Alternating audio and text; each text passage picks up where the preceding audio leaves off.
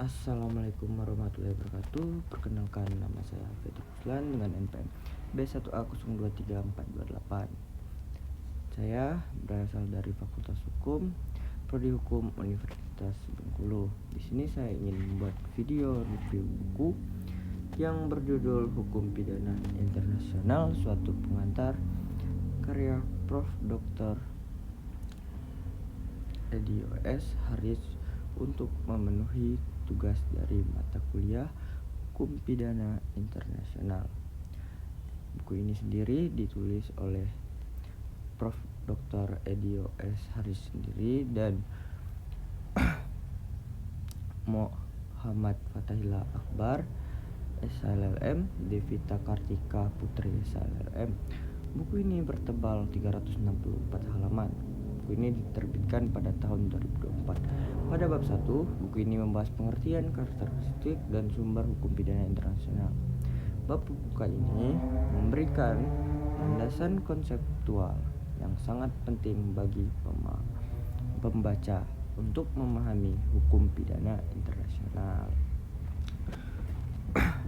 Penulis menjelaskan pengertian hukum pidana internasional sebagai cabang hukum internasional yang mengatur tindak pidana yang memiliki implikasi atau dampak lintas negara dan melibatkan kepentingan masyarakat internasional secara luas.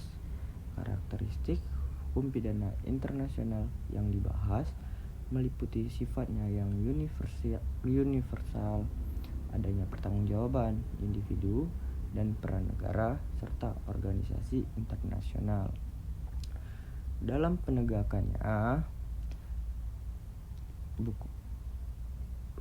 Selain itu, bab ini secara rinci menguraikan sumber-sumber hukum pidana internasional yang meliputi perjanjian internasional atau treaties, kebiasaan internasional atau customary international law, dan prinsip-prinsip umum hukum serta keputusan pengadilan dan doktrin ahli hukum. Penjelasan ini membantu pembaca memahami bagaimana norma-norma hukum pidana internasional terbentuk dan diterapkan. Baiklah, pada bagian bab kedua, buku ini membahas asas-asas yang berlaku dalam hukum pidana internasional. Bab ini membahas asas-asas fundamental yang menjadi pijakan dalam hukum pidana internasional, asas legalitas, dan prinsip bahwa tidak ada perbuatan yang dapat dipidana tanpa adanya aturan hukum yang jelas sebelumnya. Selanjutnya, asas teritorial dan asas nasional aktif membahas yurisdiksi negara berdasarkan wilayah dan kewarganegaraan pelaku. Asas ini lebih mengutamakan teritorial dan kewarganegaraan pelaku. Terus, asas universal yang memungkinkan negara mengadili pelaku kejahatan internasional tanpa memandang tempat kejadian juga dibahas secara mendalam. Salah satu bagian penting adalah pembahasan asas aut dedere aut judicare, cerahkan atau adili, yang menegaskan kewajiban negara untuk mengadili atau menyerahkan pelaku kejahatan internasional kepada negara lain atau pengadilan internasional. Bab ini juga menguraikan asas nebis in idem yang melarang pengadilan ganda atas perkara yang sama dengan pengecualian tertentu dalam konteks hukum internasional. Setelah bab 2, di bab 3 ini membahas sejarah terbentuknya hukum pidana internasional. Bab ini menyajikan perjalanan sejarah yang panjang dan kompleks dalam pembentukan hukum pidana internasional, mulai dari perkembangan hukum, perang klasik yang diatur dalam Konvensi Jenewa dan Haag, hingga pengadilan peradilan penting pasca Perang Dunia Kedua, seperti Pengadilan Nuremberg dan Pengadilan Tokyo yang menjadi tonggak awal pengadilan atas kejahatan internasional. Penulis juga membahas pembentukan Mahkamah Pidana Internasional atau ICC melalui Statua Roma pada tahun 1998 sebagai puncak perkembangan hukum pidana internasional modern. Bab ini memberikan konteks historis yang kuat, menunjukkan bagaimana dan mekanisme hukum internasional berevolusi untuk menghadapi tantangan kejahatan internasional yang semakin kompleks dan juga banyak jenisnya. Selanjutnya, pada bab keempat membahas pengertian kejahatan internasional, hierarki, dan bentuk-bentuknya. Bab ini menguraikan definisi kejahatan internasional secara rinci, membedakan antara kejahatan internasional stricto sensu dan kejahatan lain yang memiliki dampak lintas negara. Penulis menjelaskan 4 kategori utama kejahatan internasional yang menjadi fokus hukum pidana internasional. Salah satunya yaitu genosida, kejahatan yang bertujuan untuk memusnahkan secara keseluruhan atau sebagian kelompok, bangsa, ras, agama tertentu atau etnis tertentu. Berikutnya, kejahatan terhadap kemanusiaan, tindakan meluas yang sistematis yang menyerang penduduk sipil seperti pembunuhan, perbudakan, deportasi, dan penyiksaan. Selanjutnya, kejahatan perang, pelanggaran berat terhadap hukum humaniter internasional selama konflik bersenjata. Kejahatan agresi, penggunaan kekuatan bersenjata oleh suatu negara terhadap kedaulatan negara lain tanpa alasan yang sah. Bab ini juga membahas hierarki kejahatan internasional, bagaimana kejahatan-kejahatan tersebut diatur dalam Statua Roma dan instrumen hukum internasional lainnya. Mungkin itu saja yang dibahas pada bab 4. Selanjutnya pada bab 5 ini membahas pertanggungjawaban pidana bagi pelaku kejahatan internasional. Bab ini fokus pada aspek pertanggungjawaban individu dalam hukum pidana internasional. Penulis menjelaskan bahwa tidak hanya negara yang dapat bertanggung jawab, tetapi individu pelaku kejahatan internasional dapat diadili secara langsung. Konsep subjek hukum pidana internasional ini menjadi dasar penting dalam penegakan hukum internasional.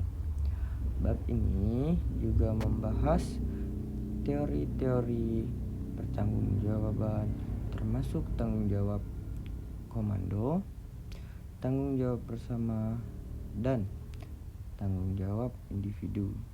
Pembahasan mengenai alasan penghapusan pidana dan pembelaan yang dapat diajukan oleh terdakwa juga disertakan untuk memberikan gambaran lengkap tentang aspek hukum substantif dalam HPI.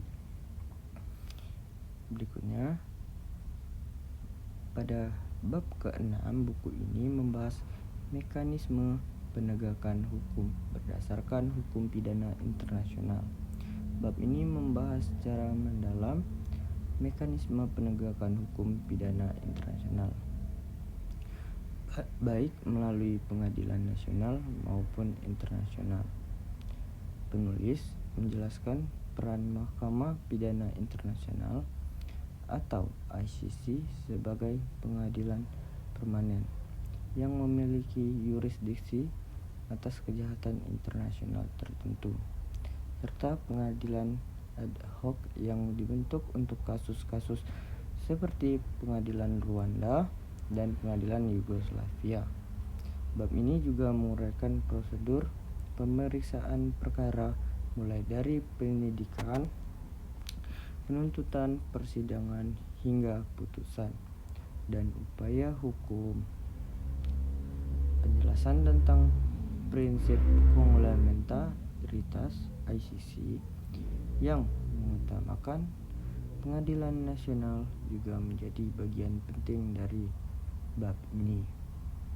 Itu tadi merupakan resum dari bab ke-6. Berikutnya adalah bab ke-7, Mahkamah Pidana Internasional. Sebagai organisasi internasional, bab ini menguraikan struktur, fungsi, dan kedudukan ICC sebagai organisasi internasional yang independen. Penulis menjelaskan bagaimana ICC beroperasi berdasarkan Statua Roma, termasuk komposisi dari hakim, jaksa, penuntut umum, dan sekretariat. Pembahasan juga mencakup hubungan ICC dengan negara-negara yang anggota maupun non-anggota, kerjasama internasional, serta tantangan yang dihadapi ICC dalam menjalankan tugasnya, seperti isu kedaulatan negara dan politik internasional. Selanjutnya pada bagian bab ke-8 ini membahas hukum substantif dan prosedural di Mahkamah Pidana Internasional. Bab ini membahas dua aspek utama hukum yang berlaku di ICC. Hukum substantif yang mengatur definisi kejahatan dan ketentuan pidana, serta hukum prosedural yang mengatur tata cara persidangan. Penulis menjelaskan secara rinci aturan pembuktian, hak-hak terdakwa, perlindungan saksi dan korban, serta mekanisme reparasi dan restitusi. Bab ini menekankan pentingnya keseimbangan antara penegakan hukum yang efektif dan perlindungan hak asasi manusia, sehingga proses peradilan di ICC dapat berjalan adil dan transparan.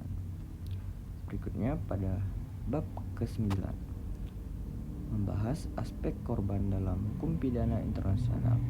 Bab terakhir ini memberikan perhatian khusus pada peran dan perlindungan korban dalam hukum pidana internasional.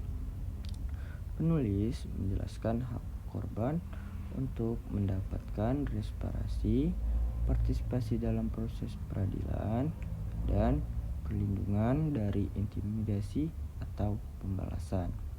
Bab ini juga membahas lembaga-lembaga dan mekanisme yang disediakan oleh ICC untuk mendukung korban, serta pentingnya pendekatan yang humanis dalam penegakan hukum pidana internasional. Jadi, kesimpulan dari setiap bab buku hukum pidana internasional, suatu pengantar karya Prof. Dr. Edi O.S. Harris merupakan karya akademik yang sangat komprehensif dan sistematis dalam mengupas hukum pidana internasional dengan bahasa yang lugas dan mudah dipahami. Buku ini berhasil menyajikan berbagai konsep teoritis sekaligus praktik penegakan hukum internasional yang aktual. Setiap bab disusun secara tuntut, mulai dari dasar-dasar hukum, asas-asas hukum, sejarah hukum, hingga mekanisme penegakan dan perlindungan korban, sehingga pembaca mendapatkan pemahaman menyeluruh tentang bidang hukum yang kompleks ini. Buku ini sangat cocok dijadikan referensi utama bagi mahasiswa hukum, akademisi, peneliti, dan praktisi hukum yang ingin mendalami hukum pidana internasional. Selain itu, pembahasan kasus-kasus nyata dan perkembangan terkini di Mahkamah Pidana Internasional menambah nilai praktis dan relevansi buku ini. Seperti yang kita ketahui, buku ini adalah buku yang termasuk terbaru, maka pembahasan di dalamnya banyak isu-isu yang sangat baru.